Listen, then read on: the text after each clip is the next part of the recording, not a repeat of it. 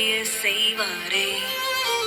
ஆனந்த தைலத்தை உன்மேல் பொழிவாரே. துயரங்கள் எல்லாமே மறைய செய்வாரே. ஆனந்த தைலத்தை உன்மேல் பொழிவாரே. துதிக்க வைப்பாரே, உன்னை அலங்கரிப்பாரே. இடிந்து போனதெல்லாம் உயிர் தெழும்ப செய்வாரே. பத்திப்பின் பாடல் சத்தம் இன்று முதல் கேட்குமே. குறுகி போவதில்லை, நீ சிறுமை அடைவதில்லை.